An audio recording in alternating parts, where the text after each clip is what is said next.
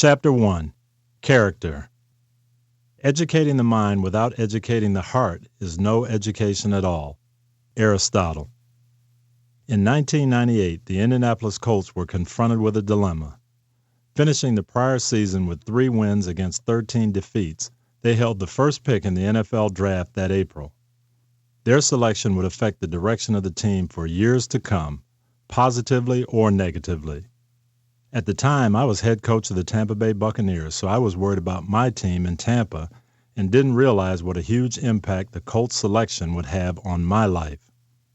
Bill Polian, president of the Colts, was faced with a difficult choice between 2 great talents, Ryan Leaf and Peyton Manning. Both were big players with strong arms. Leaf had set numerous records at Washington State University, and Manning had done the same at the University of Tennessee. In hindsight, it seems like an obvious choice, but at the time there was plenty of debate.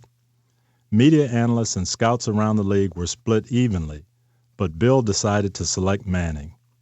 There was no question Peyton had the physical skills to be a great player, but what tipped the scales in Bill's mind were Peyton's work ethic, his love for the game, his approach toward football as a job, and his quiet private life.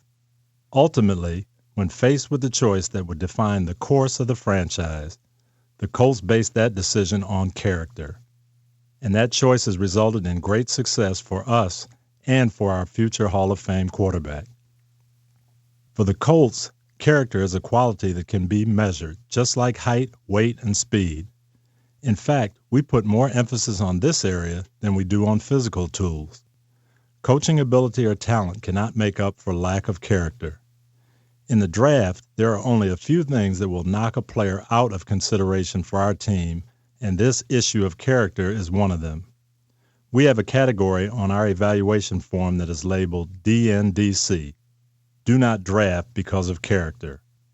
Every year, many players that we put in that category get drafted in the first round by other teams, and some even go on to become household names in the NFL. But we pass on them because of something we see in their character that makes us believe they're not worth the risk. Most of the time we're right, and those times when we are make it worth even those times when we're not. That's not necessarily the common approach today, though. So often there's such an emphasis on results that it doesn't matter how you get them. Moving up is more important than the way you move up. It doesn't matter what kind of person you are, just what kind of player you are. It doesn't matter if you follow the rules or break them, just as long as you come out on top. After all, that's what everyone will remember at the end of the day. That's why we have to have steroid testing in the NFL. That's why medals are forfeited in the Olympics. Competitors have to ask themselves, since everyone is doing it, if I want to have a legitimate chance, I have to do it too, right? What you do is not as important as how you do it. Those are the words that keep coming back to me when I'm tempted to choose what is expedient over what is right. People who bend the rules to get ahead usually get caught in the long run. But even if they don't get caught, they'll always know how they made it to the top.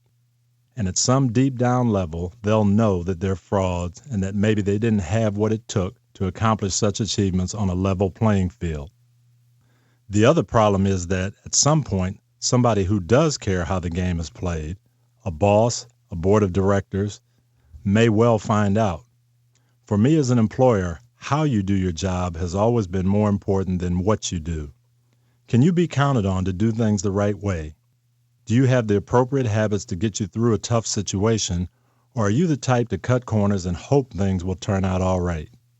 Your character will determine the answer. When I was growing up, my folks were very clear about the importance of character. My mom believed that a person's character reveals what he or she really believes about life. Is it important to be honest? Is it important to obey your parents all the time, or just important not to get caught disobeying? Is there a God who really rewards good character, or is it okay to do whatever it takes to win? That motherly guidance has impacted me professionally as well. Because of the premium my mom put on character, I look for it in the people I work with.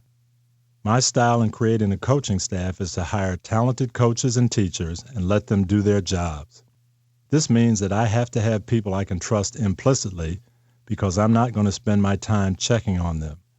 I don't want coaches or players who are not going to represent us well either on the field or off. Character begins with the little things in life.